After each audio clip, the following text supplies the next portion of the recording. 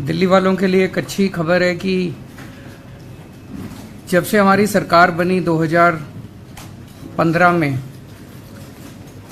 तब से दिल्ली में ट्रैफिक कम करने के लिए और पोल्यूशन कम करने के लिए हम एक प्रीमियर बस एग्रीगेटर स्कीम लाने की कोशिश कर रहे हैं। आज 8 साल के बाद ऐसा लगता है कि अब ये स्कीम आ जाएगी। पहले मैं ये बता देता हूँ ये स्कीम क्या है। आप सब लोग जानते हैं कि दिल्ली में जब मेट्रो आई थी तो बहुत सारे ऐसे लोग थे, middle class, upper middle class, जिन लोगों ने अपने स्कूटर, अपनी गाड़ियां छोड़ के और मेट्रो से सफ़र करना चालू किया। धीरे धीरे मेट्रो में इतनी ज़्यादा भीड़ होने लगी कि कुछ लोग फिर वापस अपनी गाड़ी और अपने स्कूटर पे आ गए। अब जो लोग बसों में ट्रैवल करते हैं, अब दिल्ली में बसों की संख्या भी काफ़ी ज़्यादा बढ़ गई है। बसों में कोई बहुत ज़्यादा भीड़ नहीं होती जो हम लोगों ने अभी सर्वे कराया, लेकिन फिर भी एक लोगों के दिमाग में वो है कि बसों में आप देखेंगे अक्सर केवल लोअर मिडिल क्लास या लोअर क्लास के लोग, इकोनॉमिक क्लास के लोग ट्रैवल करते हैं।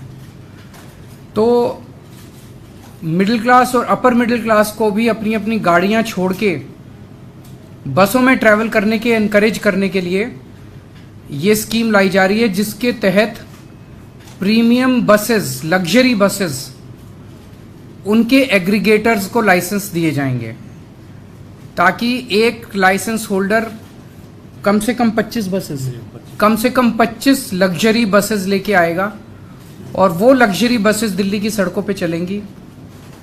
ये लग्जरी बसेस सभी एयर कंडीशनड होंगी, कम से कम 9 सीट से ज़्यादा होनी चाहिए, मतलब 9 सीट कम से कम। छोटी बस में 9 सीट होंगी, बाकी में बड़ी में और ज़्यादा होंगी। इन बसों में वाईफाई होगा, जीपीएस होगा, सीसीटीवी होगा। स्टैंडिंग अलाउड नहीं होगी, हर एक को सीट मिलेगी और सीट भी डिजिटली मिलेगी। आप अपनी सीट, ऐप होगा हर एक उसका, और आप उनके ऐप पे जाके अपनी सीट बुक कर सकते हैं, जो सीट चाहें। जैसे हम एयरलाइंस में बुकिंग करते हैं वो सीट बुक कर सकते हैं। पेमेंट्स केवल डिजिटल होंगे और वहाँ पे बस के अंदर आपको टिकट नहीं मिल सकती। ऐसा नहीं कि बस रुक रुक के जाएगी, और आपको केवल डिजिटल पेमेंट्स होंगी और जहाँ से आप कहेंगे वहीं से आपको बस पिकअप करेगी। इससे हमें उम्मीद है, बिकॉज काफ़ी अच्छी अंदर आरामदेह बस होगी, कंफर्ट होगा, डिफाइंड टाइम होगा चलने का, पहुँचने का। तो हमें उम्मीद है कि बहुत लोग अपनी गाड़ियाँ छोड़ के इन बसेस में आएंगे और इससे दिल्ली की यातायात व्यवस्था बेहतर होगी, ट्रैफिक कम होगा और पोल्यूशन, एयर पोल्यूशन कम होगा। इसमें जो बसेस होंगी वो अगर सीएनजी बसेस हैं तो वो 3 साल से पुरानी नहीं होनी चाहिए, जो बसेस अलाउड होंगी।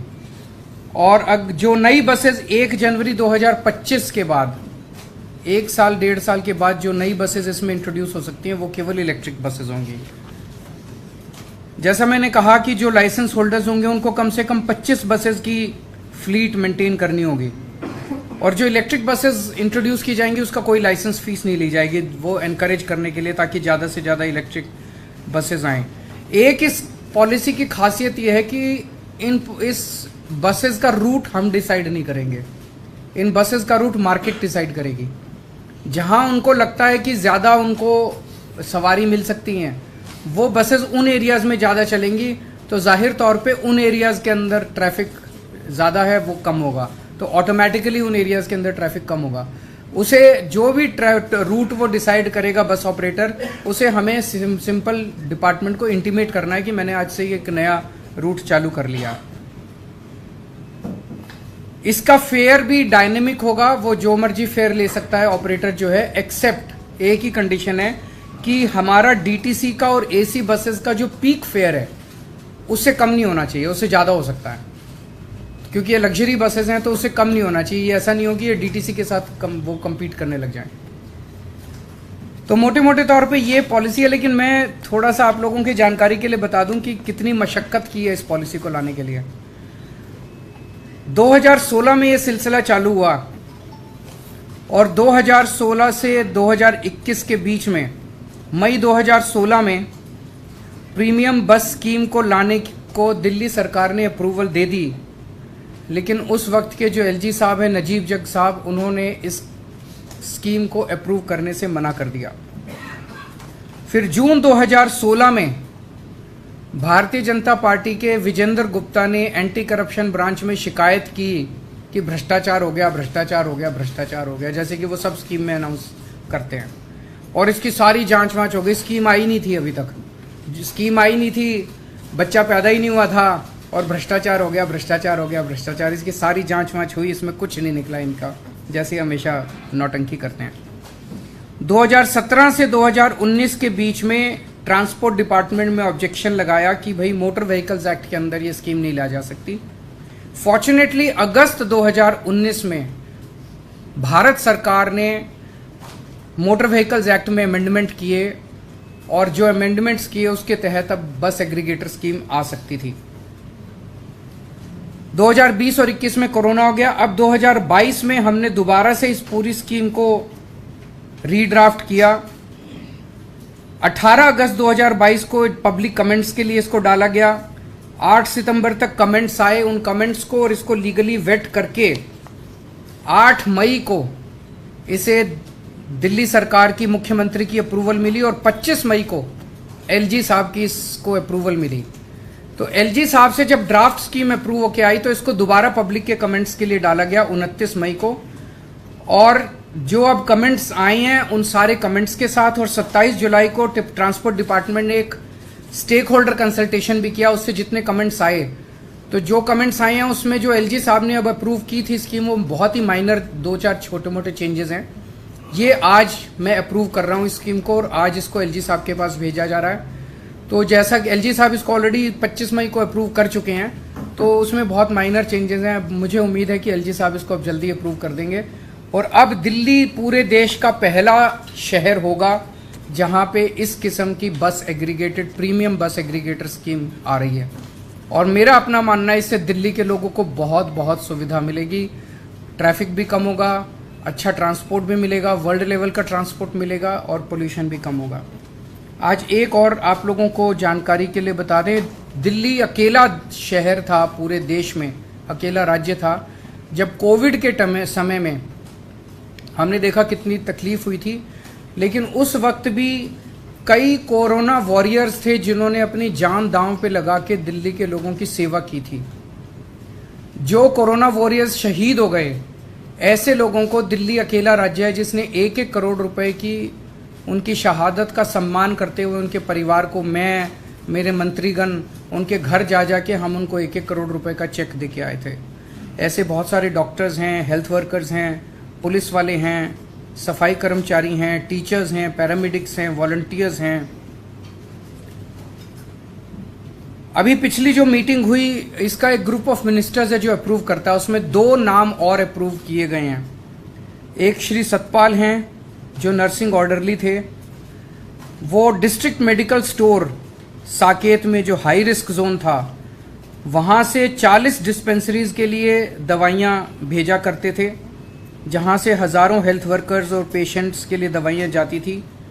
उनको अपना काम करते वक्त कोरोना हो गया और 28 नवंबर 2020 को उनकी शहादत हो गई। इसी तरह से एक कांस्टेबल अमित कुमार हैं दिल्ली पुलिस के, भरतनगर पुलिस स्टेशन में लॉकडाउन के तहत जो कंटेनमेंट जोन्स हैं, तो दीप चंद बंधु अस्पताल के आसपास बहुत हाई रिस्क एरिया का जो कंटेनमेंट जोन था, वहाँ इनकी ड्यूटी लगी थी। वहाँ कई पेशेंट्स आते थे, उनको भी वहाँ पे कोरोना हो गया और 5 मई को 2020 को इनकी शहादत हो गई। इन दोनों को 1-1 करोड़ रुपए की राशि अभी अप्रूव की है।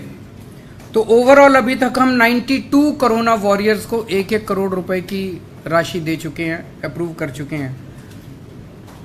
92 करोड़ रुपए हम इन 92 करोड़ कोरोना वॉरियर्स को दे चुके हैं।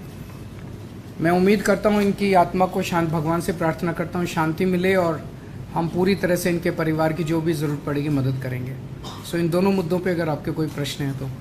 सर, पहला सवाल है, लास्ट टाइम जब आपने जैसे मेंशन किया कि जब ये पॉलिसी लेके आए थे, बीजेपी ने बहुत हंगामा किया, एसीबी तक पहुंचा, तो क्या कोई सर्टेन ट्वीट्स आपने किए हैं कि इस बार फिर से पॉलिसी उस जो इन्वेस्टिगेटिव अब एक्चुअली केंद्र सरकार ने अपने मोटर व्हीकल्स एक्ट में कुछ चेंजेस किए हैं। वो चेंजेस करने के बाद उन्होंने कुछ एक खाका तैयार किया है कि ऐसे बनाई जा सकती है। तो केंद्र सरकार के जो चेंजेस हैं मोटर व्हीकल्स एक्ट में, उसको ध्यान में रखते हुए हमने पॉलिसी बनाई है। पहले जो हमारी पॉलिसी थी वो हमने अपनी सोच के हिसाब से बनाई थी। मुझे लगता है वो पॉलिसी केंद्र सरकार ने भी देखी थी, उन्होंने इंटरनली तारीफ भी की थी, तो उसको देखते हुए हो सकता है उन्होंने बाद में सब्सिक्वेंटली मोटर व्हीकल्स एक्ट में अमेंडमेंट किए हों। सर, इंडिया अलायंस को लेकर अखिलेश यादव का एक बड़ा आज उस पर नहीं चर्चा।